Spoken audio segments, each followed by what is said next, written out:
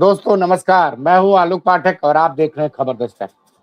उत्तर प्रदेश में 3 बड़ी घटनाएं आज खबरों की हेडलाइन बनी हुई है, लेकिन इसी बीच एक बड़ी खबर लखनऊ से आ गई कि केशव मौर्य उप मुख्यमंत्री जो स्टेट गवर्नमेंट के हेलीकॉप्टर से अपने कौशाम्बी जा रहे थे 2 दिन के कार्यक्रम में, उनका जो स्टेट हेलीकॉप्टर है उसमें अचानक से खराबी आ जाती है और उसको वापस इमरजेंसी लैंडिंग करानी पड़ती है। उसमें धुआं हो जाता है और बड़ी मुश्किल से कहते हैं कि केशव मौर्य बाल बाल बच गए हैं। ये जो घटनाक्रम हुआ है ये हादसा है या कुछ और? देखिए, ये सवाल क्यों उठ रहा है ये मैं आपको समझाता हूं। क्योंकि स्टेट प्लेन जब होता है, जब वीआईपी ड्यूटी पे जाता है तो उसकी थॉरो चेकिंग होती है। ये कोई प्राइवेट कंपनी का जहाज नहीं था जो लीज पे मंगाया गया था। जो जानकारी के हिसाब से ये स्टेट गवर्नमेंट का हेलीकॉप्टर था, तो जाने के पहले इसकी एहतियातन चेकिंग भी होगी क्योंकि डिप्टी चीफ मिनिस्टर को जाना था। अच्छा, केशव मौर्य का आवास है 7 कालिदास मार्ग, उसके ठीक सामने ही लामार्टिनिया ग्राउंड पे एक छोटा सा हेलीपैड है जहां से मुख्यमंत्री और उप मुख्यमंत्री लोग उड़ान भरते रहते हैं।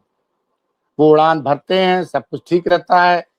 यहाँ से उड़ान भरने के 10-12 मिनट के अंदर वो बछरावा पहुंच जाते हैं, जो लखनऊ से 50 किलोमीटर दूर रायबरेली में पड़ता है। जब बछरावा पहुंचता है हेलीकॉप्टर तो अचानक से पहले उसका डिस्प्ले बंद हो जाता है। पायलट समझ जाता है कि उसने कुछ प्रॉब्लम है। वो तुरंत लखनऊ के चौधरी चरण एयरपोर्ट से एटीसी से संपर्क करता है, बोलता है भाई हमको इमरजेंसी लैंड कराना पड़ेगा। और जब वो वापस आ रहा होता है तो अचानक से धुआं निकलने लगता है और केबिन के अंदर धुआं भर जाता है। इसी बीच लखनऊ एयरपोर्ट में चूंकि सूचना आ चुकी थी तो तमाम सुरक्षा के इंतजाम कर लिए गए और पायलट की यहाँ पे तारीफ करनी पड़ेगी सूझबूझ की कि उसने विपरीत परिस्थितियों में भी हेलीकॉप्टर को स्टेट लखनऊ की चौधरी चरण सिंह एयरपोर्ट में उतार दिया। वहां तुरंत टीम पहुंच गई थी। केशव मौर्य को सुरक्षित वहां से निकाला गया और उसके बाद ये सूचना आ रही कि केशव मौर्य दूसरे प्लेन से कौशाम्बी जा रहे हैं। सवाल ये उठता है कि ये टेक्निकल मिस्टेक है, ये हादसा, क्योंकि जब भी कुछ इस तरह की चीजें होती हैं और केशव मौर्य के साथ ये पहली बार नहीं हुआ है, इसके पहले भी 2-3 बार उनके हेलीकॉप्टर में लैंडिंग में प्रॉब्लम आई हुई है। हाल के दिनों में केशव मौर्य बड़े चर्चा में है।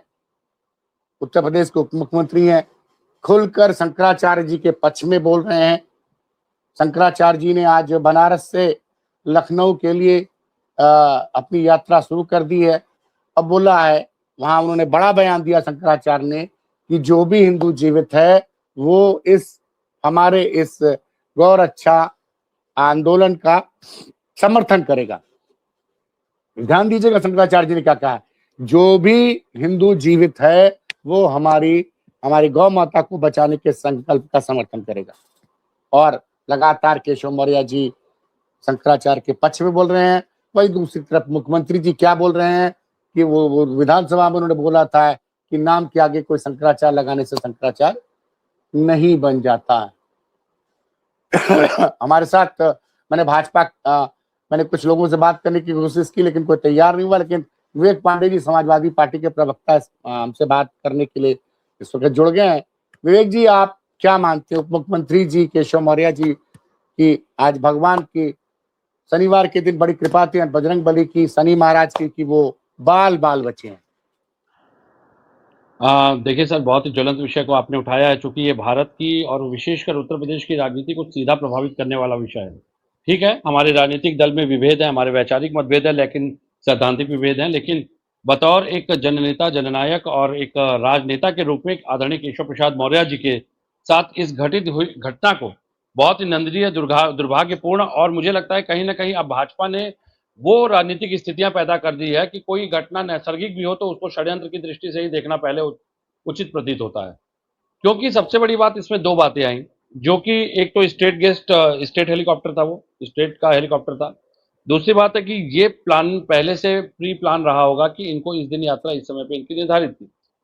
कौशाम्बी जो जाने का उनका प्लान था वो पहले से निर्धारित रहा होगा, उसी रूट प्लान के हिसाब से हेलीकॉप्टर को वहां पे तैयार किया गया। उससे बड़ी बात यह है कि इसमें दो बातें सामने आ रही हैं। क्या राज्य सरकार है या उनका जो टेक्निकल उनकी जो टीम है वो हेलीकॉप्टर जो या स्टेट के जो स्टेट की संपत्ति है, राज्य संपत्ति विभाग के, मुझे लगता है कि अंदर ये सारी वस्तुएं आती होंगी, क्योंकि हेलीकॉप्टर भी स्टेट का था तो वो राज्य संपत्ति ही उसकी देखरेख करता होगा। लेकिन जो टेक्निकल टीम थी, क्या उसने इसका मुआयना नहीं किया या मुआयना नहीं हो रहा है, नहीं किया जा रहा है, एक बात। तो इससे कहीं ना कहीं लचरता सामने आती है, अपने कार्यों के प्रति अनुशासनहीनता और गैर जिम्मेदाराना रवैया सामने आता है। दूसरी बात, अगर इसी प्रदेश के डिप्टी सीएम के साथ इस तरह की घटना होती है कि अचानक डिस्प्ले बंद होता है, क्योंकि विगत कुछ दिनों में हम देख रहे हैं कि ये वायुयान से जुड़ी हुई घटनाएं बढ़ी हुई हैं। नेताओं के साथ इस तरह की घटनाएं जब होती हैं तो एक प्रत्यक्ष मूक प्रदर्शक बन करके लोग संवेदनाएं व्यक्त कर देते हैं और उसके बाद एक शांति का वो कर दिया जाता है, कंडोलेंस कर दिया जाता है। लेकिन मैं इसको षड्यंत्र की दृष्टि से इसलिए देखता हूं क्योंकि केशव मौर्य जी लगातार भाजपा के संगठन, उत्तर प्रदेश के मुख्यमंत्री पद के दावेदार और उसके साथ पूर्व में जो उनकी भाजपा में भूमिका रही है और उसके बाद उनके साथ जिस प्रकार से लगातार दिल्ली वर्सेस उत्तर प्रदेश में खींचातान का माहौल रहा, योग्यता होने के बावजूद किसी इंपोर्टेड व्यक्ति को ला करके दूसरे दल के या दूसरे वर्ग के व्यक्ति को ला करके बिठा देना, मुख्यमंत्री बना देना, क्योंकि आदरणीय योगी आदित्यनाथ जी तो भाजपा के कार्यकर्ता थे नहीं कभी, लेकिन इंपोर्टेड नेता को लाकर बिठा देना और केशव जी के साथ दोहरा व्यवहार करना, फिर केशव जी को केंद्र दौड़ना, दिल्ली से लखनऊ, लखनऊ से दिल्ली और फिर शंकराचार्य भगवान के मुद्दे पे प्रखर मुखर होकर के जिस मुद्दे पे लगातार भाजपा असहज हो रही थी, उत्तर प्रदेश के मुख्यमंत्री असहज हो रहे थे, उत्तर प्रदेश का प्रशासन असहज हो रहा था, षड्यंत्र तक किया गया और उस विषय पर भी केशव प्रसाद जी का स्टैंड पहले दिन से बहुत क्लियर था कि वो आदरणीय शंकराचार्य भगवान कहकर संबोधित कर रहे थे। तो कोई बड़ी बात नहीं है कि केशव प्रसाद मौर्य जी कुछ लोगों के लिए अपने उद्देश्य प्राप्ति के मार्ग में सबसे बड़े बाधक भी प्रतीत होते हैं। तो मुझे लगता है कि ये एक षड्यंत्र का ही हिस्सा है। इतने बड़े पद के ग्रहित मुख्यमंत्री को, डिप्टी सीएम को अगर यात्रा करनी थी और उनके हेलीकॉप्टर में अगर इस तरह की दुर्व्यवस्थाओं की बात सामने आती है तो मैं इसको दुर्व्यवस्था की नजर से नहीं देखता, क्योंकि सब एक्सपर्ट्स होते हैं, एक्सपर्ट इंजीनियर्स होते हैं, पायलट होते हैं। हेलीकॉप्टर की फ्लाई के पहले उसका पूरा टेक्निकल मुआयना होता है, पूरी रिपोर्ट होती है, डेली चेकलिस्ट होती है, सब कुछ देखा जाता है। उसके बाद भी अगर इस तरह की घटना आई तो ये घटना नहीं है, षड्यंत्र का प्रारूप मुझे देखिए, मैं आपकी ये आप षड्यंत्र का आरोप लगा रहे हैं तो स्वाभाविक सी बात है, क्योंकि अभी हाल ही में उत्तर महाराष्ट्र के उप मुख्यमंत्री अजित पवार जी के साथ क्या हुआ और उसमें उनके भतीजे बार बार ये कह रहे हैं कि ये साजिश हो सकती है, उसमें साथ सीबीआई जांच की भी बात हो गई, आदेश भी शायद हो गया है, तमाम चीजें चल रही हैं। लेकिन आपकी बात, यहाँ तो बहुत तमाशा हुआ, उनकी एफआईआर नहीं लिखी जा रही। सोचिए, एक स्टेट की पुलिस उनकी एफआईआर नहीं लिख रही थी मौत की जांच की। तो ये तो मुंबई में अच्छा, अजीत, हाँ, उनकी मौत की एफआईआर कहाँ पुलिस दर्ज कर रही थी? ये तो बात कर रहे हैं, मतलब सिटिंग जो chief minister, deputy chief minister सत्ता का पार्ट था जिसकी मौत हो गई, उसकी मौत की जांच की एफआईआर नहीं लिखी जा रही थी। यही तो बात है। वो उनके भतीजे, उनके समर्थक कितना हंगामा कटा, किस राजनीतिक दबाव में ये आदेश हुए हैं, ये सब जांच का विषय है। भाई आप एक बात समझिए, इस देश में मौत की, आकस्मिक मौत की एक लंबी फेहरिस्त है, लेकिन क्या कभी अगर आप देखें, दीनदयाल उपाध्याय जी की बात करिए, चाहे ललित नारायण मिश्रा की बात करिए, प्रमोद महाजन की बात करिए, और उसके बाद हरेन पंड्या सबसे उदाहरण। विवेक जी, आप भाजपा की पूरी लिस्ट लेके बैठे हैं। मैं बैठा हूं सर, बिल्कुल। ललित माकन की बात करिए, गोविंद पानसरे की बात करिए, संजय गांधी जी की याद करिए, माधवराव सिंधिया की बात करिए। मैं कह रहा हूं, मेरा सिर्फ ये कहना है कि क्या कारण है कि जो राजनेता आकस्मिक जिनकी मृत्यु होती है उनकी मौत की जांच तक नहीं होती। प्रमोद महाजन जी का वृत्तांत तो कोई भूलता ही नहीं है। गोपीनाथ मुंडे का आपको याद होगा, कार एक्सीडेंट। तो ये सब देखिए, ये ठीक है, प्रासंगिक बात है, लेकिन भाजपा शुरू से, जो भाजपा का चरित्र है वो षड्यंत्र का रहा है। भाजपा हमेशा षड्यंत्र के दम पर चुनाव भी लड़ती आई है और हमेशा अपने लक्ष्यों को प्राप्त भी करती आई है, और उसी षड्यंत्र का एक प्रारूप मुझे ये दिखाई देता है। वह मैं बहुत स्थिति स्पष्ट करके बता रहा हूँ, वरना इन सारी घटनाओं पे बात होती ना सर। मुझे तो लग रहा है विवेक जी, चूंकि केशव जी शंकराचार्य के शब्दों में सच्चे से हिंदू हैं, गौ भक्त हैं, भगवान शंकर के भक्त हैं, भगवान श्री राम के भक्त हैं, भगवान कृष्ण के भक्त हैं, इसलिए शनि महाराज की कृपा रही। हेलीकॉप्टर में डिस्प्ले काम नहीं हुआ, सोचिए कॉकपिट के केबिन के अंदर धुआं भर गया। देखिए इसीलिए मैं, मेरी बात सुनिए, मैं एक लाइन कहना चाह रहा हूँ, बचपन से लोग पढ़ते आए हैं कि जाको राखे साइया मार सके ना कोई, बाल ना बाका कर सके जो जग बैरी हो।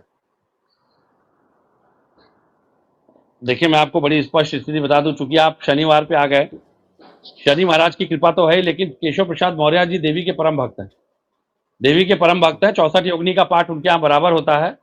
64 योगिनी एक गजब की जानकारी रखे हैं पांडे जी, आप सपाम के प्रवक्ता हैं, नजर रखे हुए हैं केशव मौर्य जी के क्या हो रहा है, कहीं अंदर अंदर कुछ पक तो नहीं रहा है? बिल्कुल नहीं पक रहा है, मैं आपको बता रहा हूँ। लेकिन चूंकि मैं भी आध्यात्म क्षेत्र से जुड़ा हुआ हूँ व्यक्ति हूँ, और व्यक्ति की तेज और ओरा देख करके इतना प्रादुर्भाव किस शक्ति के माध्यम से उनको वो ओरा और तेजस्विता मिलती है, वो स्पष्ट रूप से दिखाई देता है। 64 योगिनी का पाठ बहुत कम लोग जानते होंगे, उनके यहाँ बराबर नियमित रूप से होता है। 9 दिन का पारण होता है उनके यहाँ भी, नवरात्र की पूजा होती है प्रॉपर, और वो अक्सर काली जी के दर्शन को जाते हैं, ताम्रापीठ जाते रहते हैं। बहुत धार्मिक व्यक्ति भी हैं केशव मौर्य जी। लेकिन बात वो नहीं है, बात है मैंने पहले ही कहा था कि देखिए हम राजनीतिक विभेद रखते हैं, मंतव्यों में विभेद हो सकता है, लेकिन किसी भी नेता के साथ, जननायक के साथ अगर इस तरह की घटना को कोई अंजाम देता है, तो मुझे लगता है कि ये एक गिरती हुई व्यक्तित्व का परिचय है। जो भी ऐसे षड्यंत्रों में शामिल होते हैं या जो ऐसी सोच भी रखता है, मुझे लगता है कि वो व्यक्ति अपने चारित्रिक पतन के मार्ग में खड़ा है, उसका पतन हो चुका है उसके नैतिक चरित्र का।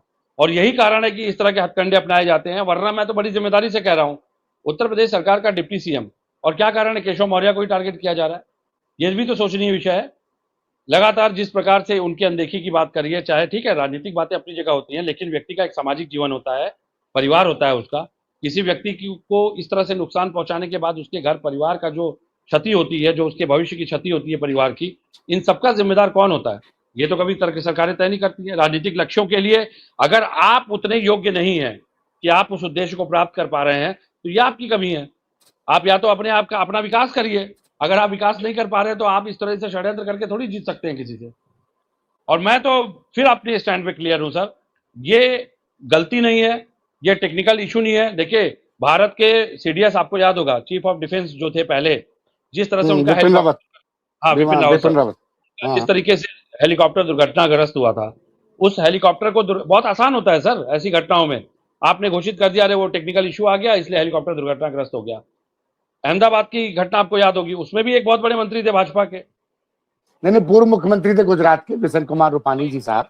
मैं वही कह रहा हूं कि भाई ये सारी बातें सोचने पे मजबूर कर देती हैं कि ये वही घटनाएं उन्हीं लोगों के साथ की होती हैं जो किसी न किसी बड़े या तो विवाद को जानते हैं या किसी अच्छा, आप ये कह रहे थे कि केशव मौर्य इधर बीच मुखर होकर शंकराचार्य का के पक्ष में बोल रहे थे, और इधर चूंकि संघ प्रमुख बार बार केशव मौर्य जी से मुलाकात कर रहे थे, तो बढ़ती लोकप्रियता से, लोकप्रियता के साथ एक बात मैं आपको बता दूं, स्पष्ट रूप से बता दूं, उत्तर प्रदेश में इस समय जो द्वंद्व चल रहा है, जितनी मेरी राजनीतिक समझ है, चूंकि मैं पॉलिटिकल साइंस का स्टूडेंट रहा हूं, मेरी छात्र जीवन में राजनीति विज्ञान मेरा विशेष सब्जेक्ट रहा है, अंतर्राष्ट्रीय पॉलिटिक्स भी हमारा विशेष सब्जेक्ट रहा है। जितना मैं देख रहा हूं सामयिक अंतर्राष्ट्रीय स्तर पे, चाहे भारत के स्तर पे, चाहे उत्तर प्रदेश के स्तर पे, भारत की राजनीति में वर्तमान भाजपा पूरी तरह से दम तोड़ चुकी है।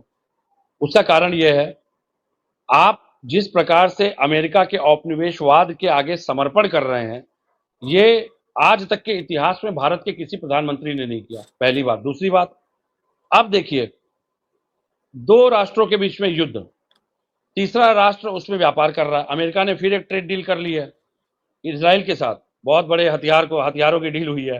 अब आपदा में अवसर, अडानी भारत में गैस महंगी कर रहे हैं, अपनी बिजली महंगी कर रहे हैं, लेकिन भारत सरकार कोई नोटिस नहीं दे रही है। ये पहली सरकार ऐसी है उत्तर प्रदेश। नहीं साहब, आज तो आम जनता को चोट पहुंची है। आज तो मतलब मुद्दा केशव जी का तो मुद्दा था ही, आज से गैस सिलेंडर का दाम 50 रुपए बढ़ गया साहब। 60 रुपए सर, तो हाँ 60 रुपए बढ़ गया। मुद्दा ये नहीं, ये है आपदा में अवसर। देखिए सरकारें इसलिए लाई जाती हैं कि जब जनता पे कोई समस्या आए, राष्ट्रीय सुरक्षा का मामला हो, आपदा आए या कोई महामारी आए, तो सरकारें अपना खजाना देश के लिए खोलें। ये पहली सरकार है जब कोविड आया तो इस सरकार ने क्या किया, इस सरकार ने पीएम केयर के नाम पे पैसा उठाया। अयोध्या में मंदिर कोर्ट के निर्णय से बनता है, लेकिन चंदा कलेक्शन का अभियान सरकार चलाती है। बाद में संत महंत अयोध्या के आरोप लगाते हैं कि 1300 करोड़ का चंदा घोटाला भी हो गया, पैसा गायब हो गया उसमें से। तो ये सरकार अतिरिक्त शेष लगाए, चाहे डील की बात करिए, राफेल की बात करिए, राफेल के महत्वपूर्ण दस्तावेज, देश की सबसे सुरक्षित इमारत रक्षा मंत्रालय से गायब हो गए, हलफनामा कोर्ट में देते हैं। तो मुझे लगता है, लेकिन देखिए, ये सरकार उद्देशित बहुत स्पष्ट है। चाहे गाय की बात करिए, चाहे सनातन की बात करिए, चाहे धर्म की बात करिए, चाहे व्यापार की बात करिए, इसको चंदे से मतलब है।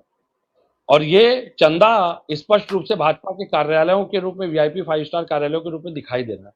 लेकिन भारत की अरे जनता चूंकि विवेक धर्म जी, विवेक जी, जरा मैं मीडिया का दोहरा चरित्र देख रहा हूँ। जी जी जी भारत में एलपीजी सिलेंडर का दाम 60 रुपए बढ़ गया। अब जी एलपीजी सिलेंडर का दाम बढ़ा, इसका मतलब कि आजकल में पेट्रोल डीजल का भी दाम बढ़ेगा। बिल्कुल लेकिन बढ़ेगा। मीडिया क्या सुनिए, मीडिया का खबर भाई, जब क्रूड का दाम पिछले एक हफ्ते में 15% से ज्यादा बढ़ गया हो तो आपको बढ़ाना ही पड़ेगा। तो अब खबर एक क्या नई चल रहा है खबर, कि, सुनिए खबर क्या चल रही है मीडिया में कि पाकिस्तान में पेट्रोल और डीजल 55 रुपए लीटर महंगा हुआ है। अरे बेवकूफो,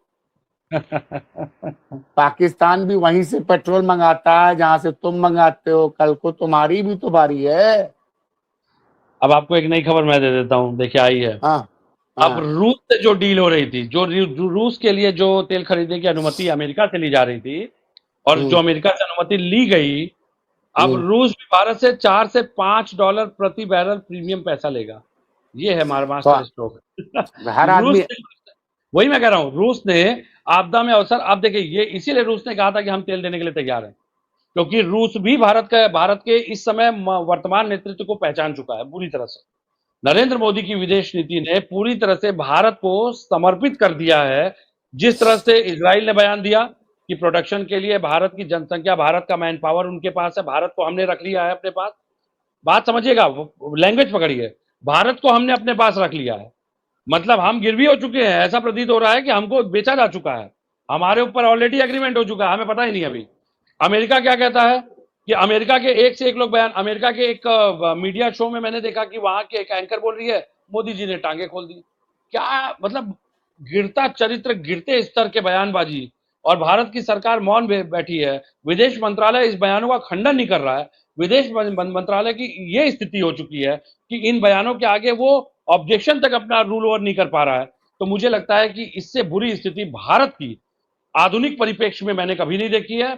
बहुत सारे मंत्री हुए, विरोधाभास रहते हैं राजनीतिक दलों में। हम नेशनल सिक्योरिटी के मसले में भारत की कोई सरकार रही हो, समाजवादी पार्टी हमेशा खड़ी रही है। आदरणीय अखिलेश यादव जी ने हमेशा युद्ध का खंडन किया है। लेकिन ये पहली सरकार ऐसी है कि आपने अतिथि देवो भव के उद्घोष को भी समाप्त कर दिया। इसराइल आज अगर भारत पे आरोप लगाए कि भारत ने अपने बेस का इस्तेमाल करने, भारत ने अपने बेस का इस्तेमाल करने दिया, आप क्या इन आरोपों का खंडन कर पाएंगे? श्रीलंकन वाटर के श्रीलंका के बॉर्डर में नहीं ये घटना घटी थी, और नहीं, ये श्रीलंका का कहना है ये वो हमारा वॉच वाटर था, वॉच एरिया था, लेकिन हमारा बॉर्डर नहीं था। श्रीलंका ने स्पष्ट रूप से खंडन कर दिया इस बात को। लेकिन भारत तो रेस्क्यू ऑपरेशन में भी शामिल नहीं हुआ सर, भारत तो रेस्क्यू ऑपरेशन में भी शामिल नहीं हुआ। आप मेरे घर से भोजन ग्रहण करके निकले, और भगवान न करे आपको 100 मीटर 500 मीटर जाने के बाद आपकी गाड़ी का एक्सीडेंट हो जाए, तो क्या मेरा दायित्व तो नहीं बनता कि मैं आपका हाल चाल पूछने या तत्काल सूचना मिलने पे आपके पास दौड़ूं आपको बचाने के लिए? अतिथि देवो भव का भी आपने उद्घोष समाप्त कर दिया। एप्स्टीन फाइल के कितने प्रेशर में आप जिएंगे भाई? देखिए, मैं आपको आज एक स्थिति स्पष्ट कर देना चाहता हूं। एप्स्टीन फाइल जिसको कि लगातार ये लोग नकारने का या उससे दूरी बनाने का प्रयास कर रहे हैं, ये एक ऐसे पन्ने हैं जो जिनको अमृत प्रदान है कलयुग का। अगर एप्स्टीन फाइल में भारत के कुछ लोगों का नाम है, अभी जैसे एक प्रवक्ता से मेरी बहस हो गई, उन्होंने कहा एप्स्टीन फाइल जैसा कुछ है ही नहीं, विदेश मंत्रालय ने खंडन कर दिया। तो सवाल यह है कि हरदीप पुरी को क्या जरूरत थी फिर इसमें प्रेस कॉन्फ्रेंस करने की? हरदीप पुरी क्यों सामने आकर के सफाई दे रहे थे? और अगर हरदीप पुरी सफाई दे रहे थे तो उस सफाई का भी खंडन आप, उसके उसकी वो सारी जितनी सफाई उन्होंने दी वो सारी सफाई तो झूठी साबित हो गई। तो बात यह है, एप्स्टीन फाइल नाम का कोई तो दानव है जो कि इन लोगों को पूरी तरह से ग्रहण लगा करके बैठ चुका है। अब यह भाजपा को तय करना है कि एप्स्टीन फाइल की वजह से भाजपा के संगठन को ही प्रतिबंधित होना है आने वाले भविष्य में, आने वाले समय में। क्योंकि अगर भारत इस तरह से समर्पण की स्थिति में है तो ये सीधे सीधे राजद्रोह का मामला है, भारत की अस्मिता से जुड़ा मामला है। भारत 1947 के बाद ऐसे संघर्ष भूल चुका है। अगर ट्रंप ये सोचते हैं, इजराइल ये सोचता है, तो ये बहुत बड़े बेवकूफ लोग हैं। मैं बड़ी जिम्मेदारी से बताता हूं, ये वही भारत है जो ईस्ट इंडिया कंपनी को उस समय भी फेंक रहा था, उठा करके उखाड़ फेंका था जब संसाधन नहीं थे हमारे पास। आज तो हम संसाधन युक्त हैं। तो अमेरिका ये ना सोचने की गलती करे कि भारत समर्पण करेगा। कुछ लोग समर्पण कर सकते हैं अमेरिका के धरती पे जाकर के चरण वंदन करते हुए, क्योंकि उनकी पूंछ दबी है, लेकिन जिनकी पूंछें नहीं दबी हैं वो समर्पण नहीं करेंगे। और भारत इस मामले में स्पष्ट है। भारत मोदी नहीं है, मोदी सिर्फ भारत को रिप्रेजेंट करते हैं। ये बात ट्रंप को समझनी चाहिए, ये बात ट्रंप को समझनी चाहिए, इजराइल को समझनी चाहिए। भारत समर्पण नहीं करता, न कभी किया है, इतिहास है भारत का।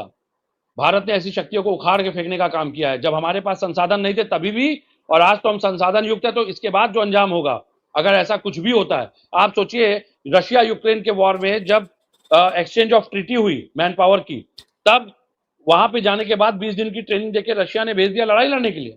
अब वही ट्रीटी आपने, अब वही आप मैन पावर सप्लाई करेंगे इसराइल को। अभी इन्होंने फिर एक नया कॉन्ट्रैक्ट साइन किया है। ये क्या गारंटी है कि इसराइल हमारे लोगों को युद्ध में नहीं झुकेगा? तो ये तो भारत की विदेश नीति कहीं ना कहीं, क्योंकि भारत कहीं भी विदेश के मामले पे, विदेश नीति के मामले पे स्पष्टीकरण देने में विफल साबित हो रहा है अपने देश के सामने, अपनी जनता के सामने। केवल मीडिया में बैठ करके दो बयान जारी कर देने से भारत की विदेश नीति स्पष्ट नहीं होती। अभी इन्होंने पूर्व बजट में बताया था बिजली सस्ती होगी, रियायतें कम होंगी, और आज देखिए बिजली भी महंगी हो गई, चूल्हा भी महंगा हो गया, अब तेल के दाम बढ़ेंगे। जबकि अभी 2 दिन पहले इंडियन ऑयल कॉर्पोरेशन ने एक ट्वीट किया था कि तेल का समुचित भंडार उपलब्ध है। अगर आपके पास भंडार उपलब्ध है तो भैया दाम क्यों बढ़ रहे हैं? तो सरकार की विदेश नीति फेल है। मोदी जी से या तो भाजपा पल्ला छुड़ा ले, या तो ये देश पूरी भाजपा से पल्ला छुड़ा लेगा। बहुत स्पष्ट रूप से कह रहा हूं, एक व्यक्ति को बचाने के लिए या तो पूरा संगठन दांव पे लग जाए, क्योंकि मोदी जी की वजह से कई भाजपा के नेताओं का भविष्य वैसे भी समाप्त हो चुका है। एक कार्यप्रणाली इनकी ऐसी है कि इनकी वजह से भाजपा के कई नेताओं का भविष्य समाप्त हो चुका है। अब जो बचे खुचे हैं, अगर वो संगठन में भी अपना भविष्य समाप्त करना चाहते हैं, क्योंकि भाजपा, अगर मोदी जी की कोई भी ऐसी गलती जो भारत के भविष्य के लिए खिलवाड़ है, तो भाजपा आने वाले समय में, आप मेरी ये बात याद रखिएगा आज की, भाजपा आने वाले समय में इस देश में प्रतिबंधित की जाएगी। और चलिए सर, प्रतिबंधित करने के 50 रास्ते हैं, तमाम रास्ते हैं। चलिए सर, अभी कुछ और खबरें हैं। कई महत्वपूर्ण लोगों ने समाजवादी पार्टी ज्वाइन किया, उसमें कई ब्राह्मण चेहरे भी आए हैं। उस पर हम डिटेल बात करेंगे कुछ देर बाद विवेक पांडे जी से, क्योंकि आजकल अभी कल बसपा ने अपने 4 प्रत्याशियों की घोषणा की है विधानसभा के। 2 ब्राह्मण चेहरे उतारे हैं और 2 मुस्लिम। और आज रोहित पांडे की खबर आ रही है, जो पूर्व में लोकसभा का चुनाव लड़ चुके हैं, वो उन्होंने सपा ज्वाइन किया। क्योंकि वो अभी जब रिकॉर्ड कर रहे हो, प्रेस कॉन्फ्रेंस चल रही है, तो जी। थोड़ी देर बाद विवेक पांडे जी के साथ हम फिर जुड़ेंगे और शंकराचार्य जी के मुद्दे को और सपा में आज हुई ज्वाइनिंग को लेकर एक बातचीत करेंगे। तब तक के लिए हमें और विवेक पांडे जी को इजाजत दीजिए। धन्यवाद।